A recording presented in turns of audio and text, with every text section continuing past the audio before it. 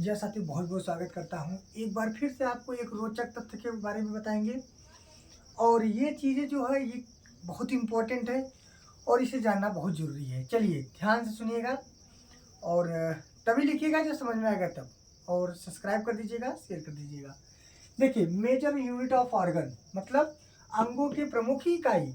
आपको पता है कि हमारे शरीर का निर्माण छोटे छोटे कोशिकाओं से होता है और शरीर के जितने भी अंग होते हैं सबका निर्माण किसी छोटे से छोटे इकाई से हुआ होगा।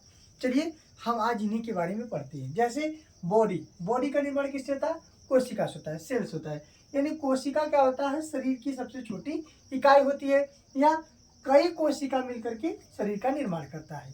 समझ में आ गया? उसी प्रकार से ब्रेन यानी दिमाग का निर्माण कौन करता है? न्यूरॉन करता है। और न्यूरॉन को हम लोग तंत्रिका कोशिका के नाम से भी जानते हैं। और न्यूरॉन की खासियत जानते हैं क्या? कि न्यूरॉन शरीर की सबसे लंबी कोशिका होती है। न्यूरॉन शरीर की सबसे लंबी कोशिका होती है।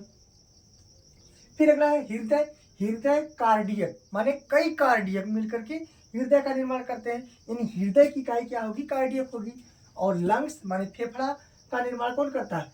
एल्वियोली करता है। और एल्वियोली जो होता है, जिसे हम लोग हिंदी में बोलते हैं कूपिका, क्या बोलते हैं? कूपिका बोलते हैं। ये क्या करते हैं?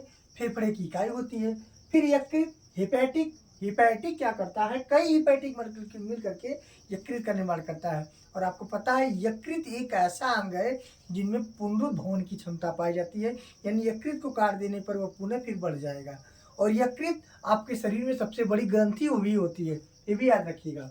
लीवर होता है, यकृत होता है। फिर होता है किडनी, और किडनी के संरचनात्मक इकाई को क्या बोलते हैं? नेफ्रॉन बोलते हैं। और नेफ्रॉन को क्या कह सकते हैं? विक्राणु माने वृक्क के अणु। कई वृक्क के अणु मिलते हैं तो किडनी यानी वृक्क का निर्माण होता है।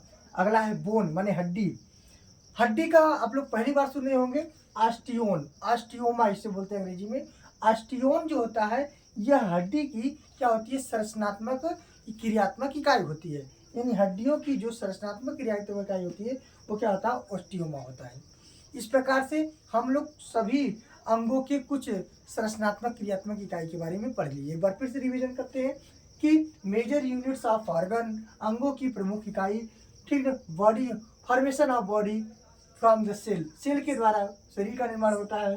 दिमाग का निर्माण न्यूरॉन कोशिका से। हृदय का निर्माण कार्डियक कोशिका से। फेफड़ा का निर्माण एल्वियोलाई से। और यकृत का निर्माण हिपैटिक से। वृक्क का निर्माण नेफ्रॉन से। और हड्डी का निर्माण ऑस्टियोमा से होता है। ठीक है, धन्यवाद। शेयर करना मत भूलिएगा।